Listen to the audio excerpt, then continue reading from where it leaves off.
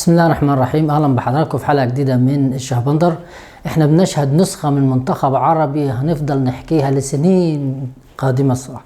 نسخه المنتخب المغربي لكره القدم اللي بتسطر تاريخ افريقي وعربي يمكن غير مسبوق، وتؤكد ان العالم بيتغير في كل حاجه، وان العرب والافارقه لديهم من الامكانيات ما يمكننا من التفوق في كل الاحداث الحقيقه، وان الفترة القادمة العالم العربي والافريقي لن يكتفي بفكرة التمثيل المشرف فقط طبعا، ولكن نحن قادمون بقوة. منتخب المغرب اقصى فرق كبيرة زي بلجيكا واسبانيا والبرتغال، ووصل طبعا لنصف نهائي كأس العالم اللي مقامة طبعا في قطر.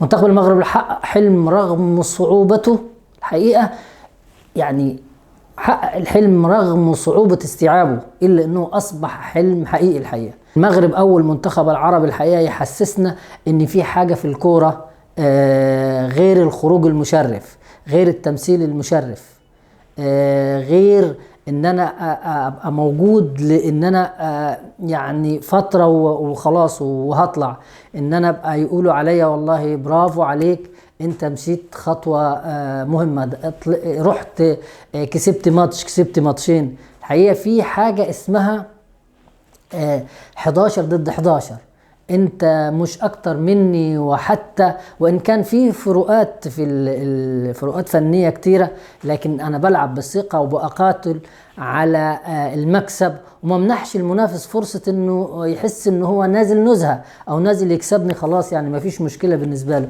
الحقيقة العالم بيتغير واحنا كمان لازم نتغير. المنتخب المغربي اثبت هذا طبعا. بنشهد نسخة للتاريخ. المنتخب المغربي بيسطر الحقيقة نسخة للتاريخ. المباراة القادمة طبعا مع فرنسا، واعتقد الحلم مش بعيد ان احنا خلاص وصلنا. يعني الحقيقة المنتخب المغربي وصل بنا لفكرة ايه؟ ليه لا؟ ليه ما روحش واخد كاس العالم؟ يعني الطموحات، سقف الطموحات عندنا ارتفع جدا جدا. وطبعا هذه النسخة يعني بتشهد اقبال جماهيري عربي غير مسبوق، يعني لازم يستفيدوا منه المنتخب المغربي اللي بنشكره الحقيقة على الوصول لهذا الدور. لكن عندنا الحقيقة طموحات ان هو يوصل لأبعد من كده، ان هو يتخطى بإذن الله فرنسا ويقابل الأرجنتين أو كرواتيا في النهائي، وإن شاء الله يكون المكسب للمغرب. يعني طموحاتنا عالية جدا جدا، مش عايزين نوصل دايما فكرة ان انا تمثيل مشرف، والله ان انا والله كسبت ماتش كسبت مش عارف مين. لا، المنتخب المغربي راح لابعد من كده وسطر تاريخ عربي وافريقي غير مسبوق.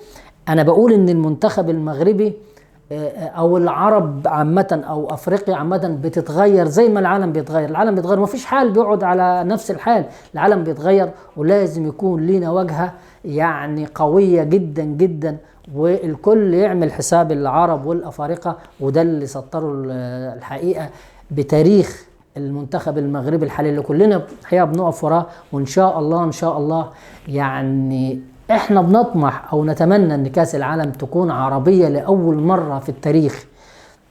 زي ما كل حاجه بتتغير دلوقتي، يمكن التغير العالمي على كافه الاصعده ان شاء الله ينعكس على التغير بأن الفرق العربية والإفريقية يكون ليها مكانة في حصد البطولات العالمية.